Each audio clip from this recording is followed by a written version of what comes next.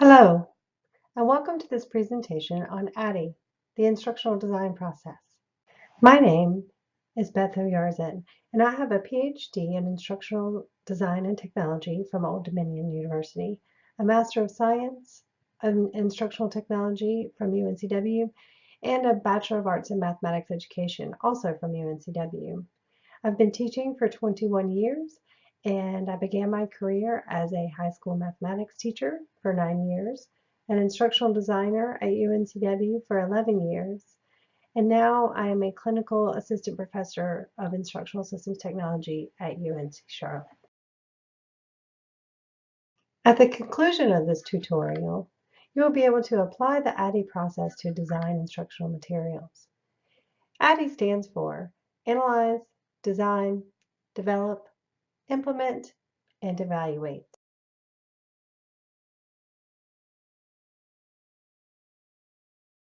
In order to understand the instructional design process Addie, we must first understand what instructional design is. This definition comes from Reiser and Dempsey, 2007. It is a systematic process that is employed to develop educational training programs in a consistent and reliable fashion. Notice I've highlighted several words here. Systematic means there is a definite plan, consistent and reliable. So these are the foundations of instructional design and building effective instruction. Those who study instructional design and become instructional designers use a variety of tools to do their jobs. First of all, they understand a wide variety of technologies that are used for instruction. They also know many instructional design models, and they use a combination of the instructional design models and the knowledge of tools in existence to create an instructional situation that fits the context of the desired instruction and the objective of the desired instruction. So these are the toolkits, and Addie is the foundation of the instructional design models piece.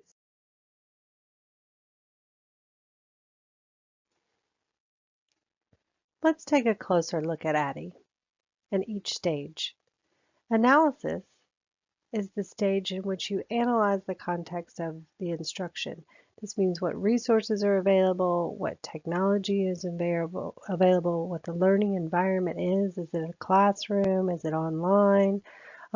You also want to take a specific look at the learners. What is their background knowledge? What is their age level, their learning capacity? So you want to gather as much information about the situation in which the instruction is going to be delivered. All of that is collected during the analysis phase. Once the analysis phase is complete, you move to design. And this is where you write the instructional objectives, which are very precise, and you will also develop how you will assess whether learning has occurred.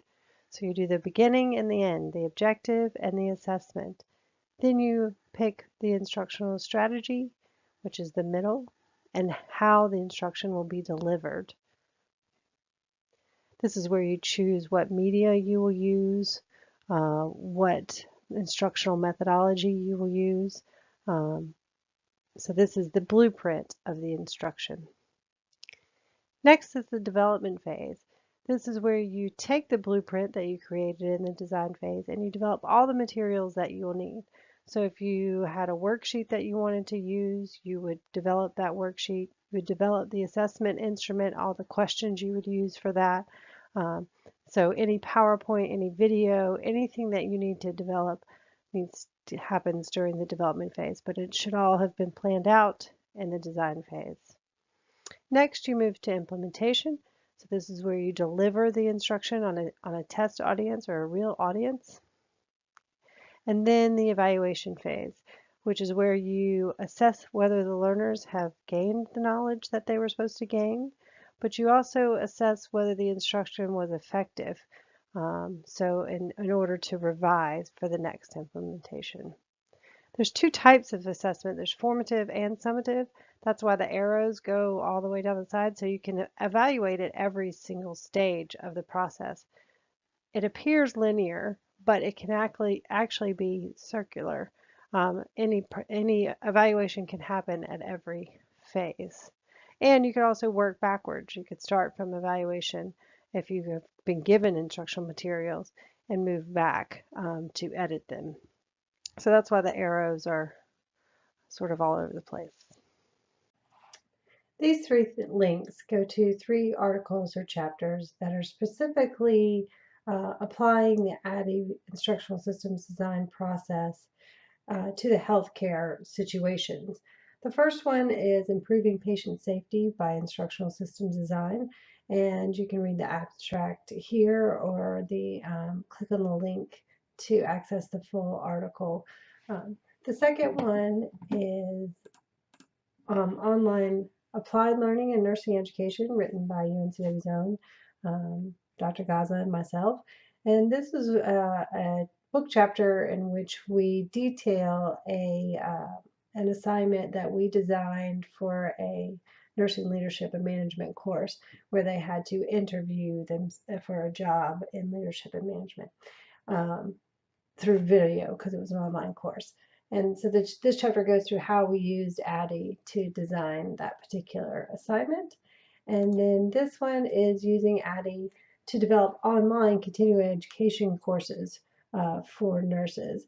And I wanted to provide some specific examples that you could look up and research and go through, particularly to the nursing field.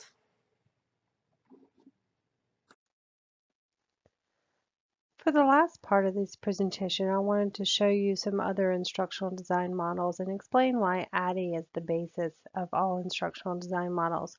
Here is the Merck model. It's the Morrison Kemp. That's why it's called Merck, because Morrison and Kemp developed it.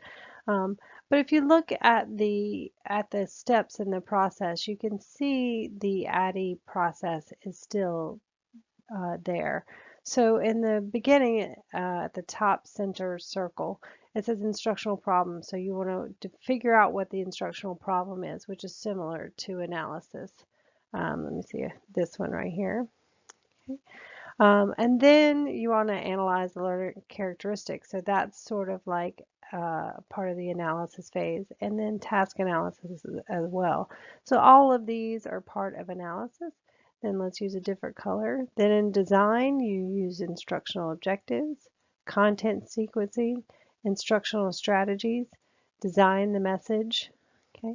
And then for implementation, you have instructional delivery. And then for evaluation, you have evaluation and revision here, formative evaluation here, and summative evaluation.